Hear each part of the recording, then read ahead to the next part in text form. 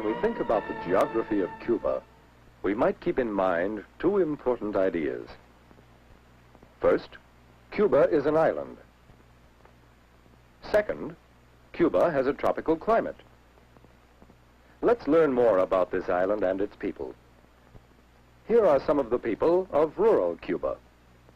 There are many different types of Cuban people, including those descended from the original Spanish settlers, those descended from Negro slaves brought to the island, and some descended from various European and West Indies peoples. What relationships can we find between these people and the big island on which they live? The tropical island of Cuba lies in the Caribbean Sea, just south of the United States and east of Mexico. It is only 90 miles from the United States, so near that the affairs of the two countries have always been closely related. Cuba's strategic position puts it on important sea lanes. Here, here, and here. Two of these lanes are gateways to the Panama Canal. Because of its strategic position, Cuba was called the key to the New World by the early Spanish explorers.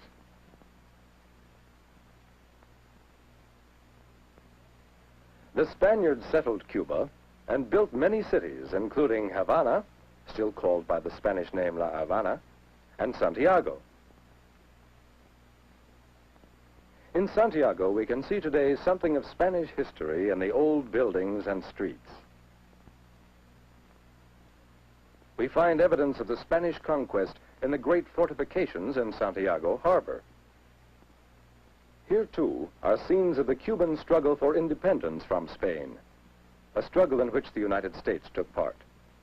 In Santiago Channel, a Spanish fleet was defeated by the United States in 1898.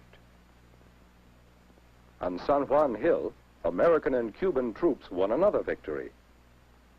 On the hill today, this memorial represents the combined Cuban and American fight for the island's independence from Spain. And so much of Cuba's history has been influenced by the importance of its island position as key to the New World. One way to see more of Cuba and its people is to go along the Central Highway.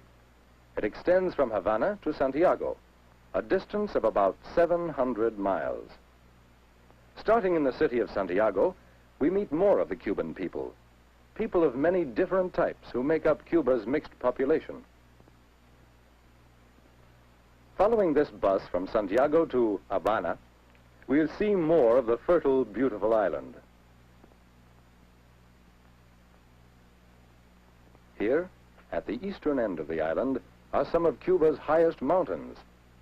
There are mountains similar to these throughout the length of the island. It is here, in the mountainous region of the eastern end, that many of Cuba's forests and most of its minerals are found.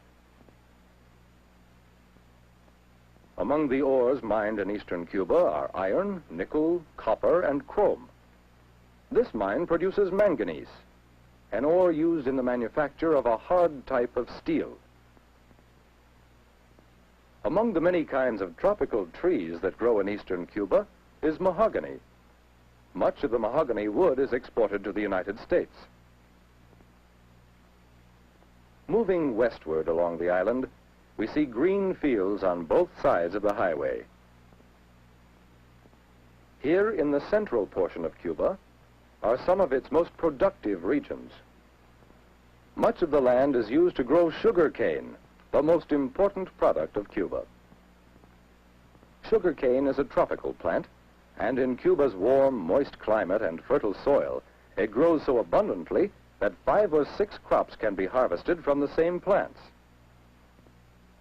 Much of the crop is harvested by hand laborers who use sharp knives called machetes. Let's meet one of the workmen in this field. His name is Jose Hernandez.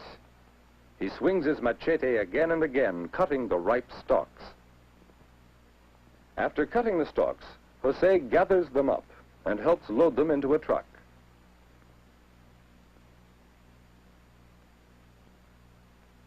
Jose and the other men do not work in the fields during the hottest part of the day. From noon until about 4 o'clock, they go to their homes to rest, or as they say, to take a siesta.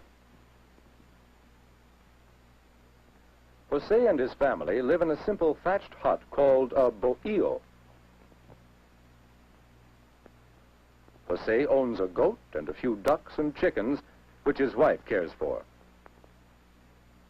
Near the hut are some banana trees that provide fresh fruit for the family. As in most tropical countries, life is easy and pleasant. For the siesta, everyone goes inside the hut to rest. After siesta, work on the plantations is resumed. In the midst of the plantation is the central, or sugar mill, where the harvested sugar cane is brought to be processed. At the central, the cane is pressed, and the juice is changed into raw sugar. In some mills, the raw sugar is further processed into refined sugar. From this single product, sugar, comes most of Cuba's wealth. And where is the sugar sent? Most of it goes to Cuba's close neighbor, the United States. What else does Cuba send us? Let's follow the central highway into the western part of the island to find out. Knowing Cuba's tropical climate, we're not surprised to see fields of pineapples along the highway. Like sugarcane, pineapples thrive in Cuba's fertile soil and year-round warm weather. Much of this tropical fruit is sent to the United States. Another crop which brings wealth to Cuba is tobacco. Certain varieties of tobacco are grown under cloth for protection from the hot sun.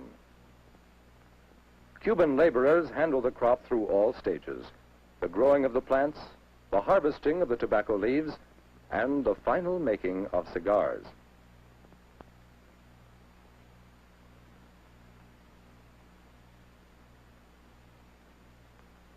This is one of the many cigar factories in Havana.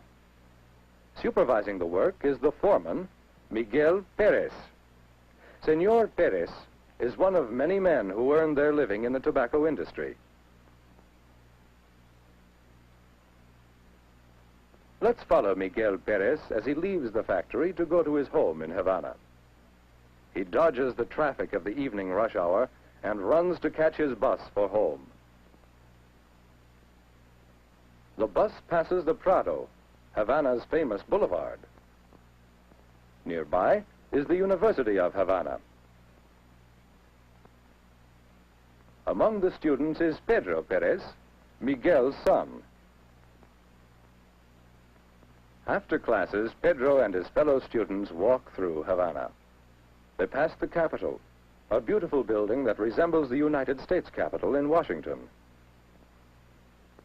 Later, Pedro and his friends find their way to one of Havana's beaches. Cuba's beautiful beaches and pleasant climate are among the attractions that bring tourists from other lands, many of them from the United States. The Cubans, too, appreciate the beauties of their own land. Sometimes for recreation, Miguel takes his family for a drive through Havana. Among the familiar Havana sights that the family sees is this statue of Jose Marti, the hero of Cuba's War of Independence.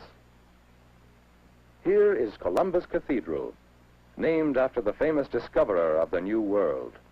Along Havana's docks are ships loading Cuban products that go to the United States and other countries. And near the mouth of Havana Harbor stands Morro Castle, one of the great forts that the early Spaniards built to protect their island, their key to the New World. And from then on until the present day, Cuba's history and geography have been closely related to its island position.